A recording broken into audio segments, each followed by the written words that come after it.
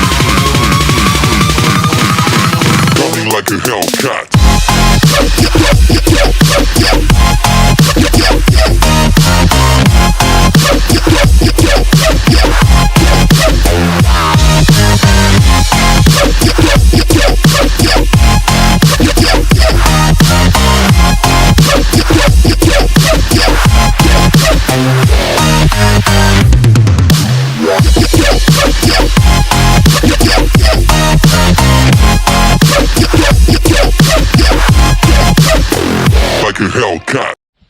Evet, hepinize ben Hakan. Bugün bisiklet tanıtı videosunda karşınızdayım. Bugün Specialized PS3 2021 model bisikletini tanıtacağım size. Bu videoyu 3. kere çekeyim, artık bıktım şu videoyu çekmekten. Bir kere çektim, olmadı, ikinciye de renderda sorun yaşadım, o yüzden ikincisini çekeyim. Şimdi başlayalım hemen. Kadromuz large model, alüminyum AB model.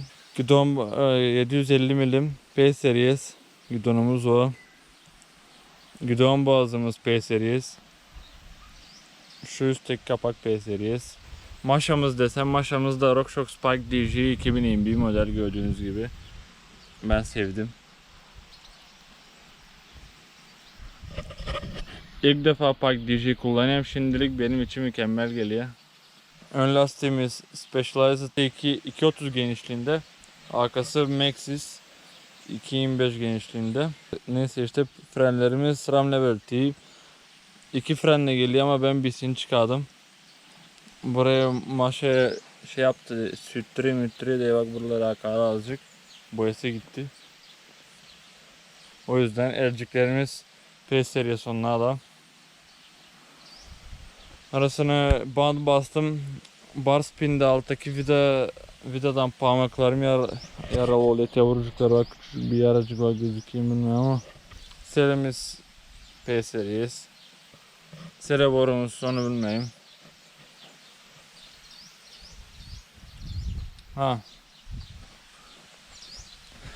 Bir tarafımızda kub pedal var, kube. Öteki tarafta Specialized pedalımız var. Neden bir başka? Çünkü öteki bisikletten pedal çıkmadı. Şu pedal çıkmadı. Şuradan teknik aksaklıklar çıktı. Gördüğünüz gibi kaldı içeride. Bu da bayağı gitti, baksana. Kadro kırıldı. RockShox şu borula. Bu da seri son tur. Ön göbek P series. Arka göbek P series. Burada bir zincir gerdiricimiz var. Standart bir zincirimiz var. Stone DJD bir ayna kol. Ben pek sevemedim. Sevmememin sebebi şöyle şişko bir göbek olması. Hani fazla geniş olduğu için böyle standart ayna kolla değiştiremem ben bunu. Bu biraz daha büyük. O yüzden sıkıntı çıkardı. Ben bir gün hani öteki pedal gibi çıkmamazlık yapmasın diye yağladım bunları. Şunların içlerine, şu kısımlarda. Yağlamaz olaydı. Bir gün 180 barda içindeki rezbala da aldı. Siz anladınız demek istediğim. Ben buradaki söylenen şekilde söyleyeyim. Onun içindeki rezbala da aldı. Bir tane yağlama yapıldı bir şeyler orayı. Arkada 14 dişli var. Önde kaç olduğunu bilmeyeyim. Ondan sonrasına böyle bir gerdirme sistemi var. Şu vidaları gevşetip bu arkadan gerdirebilirsiniz. Şurada da aynı şekilde. Yanında da ayrıca böyle aparatları var. Şurada da aynı şekilde. Ve yanında bir kadro kulaklı bir aparat çıtay geliyor. Şuradan bir kadro kulağı olan. Başka aklıma gelmeyen anlattıracak bir şey. Çok hızlı anlattırayım biliyorum ama ne yapayım. Sonra bunda da yeni nesil arka şeyimiz var. Şuna az deniliydi o. Arka suspension diyelim hadi. Hani şimdiki 2020-2021 modellerinde hepsi böyle yarıdan yamuluyor. Neden olduğunu bilmem. Nasıl bakayım bu kadar.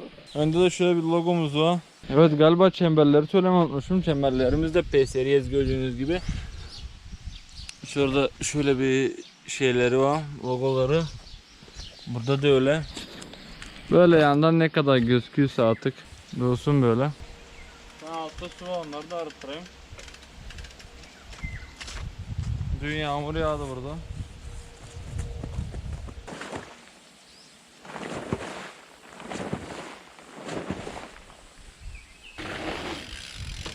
Deneme.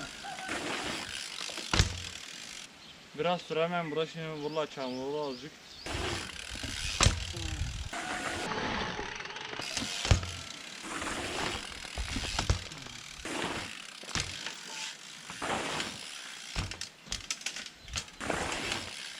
Aa bak 180 para tamam.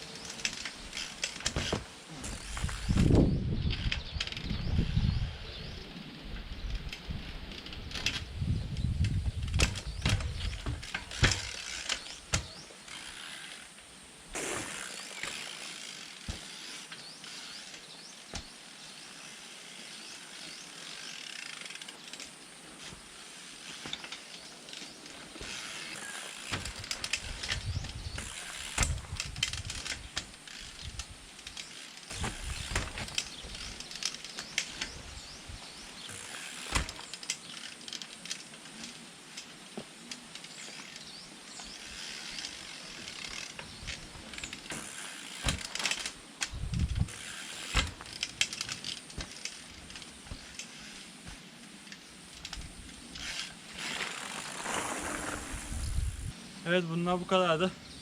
İzlediğiniz için teşekkür ederim. Hoşçakalın.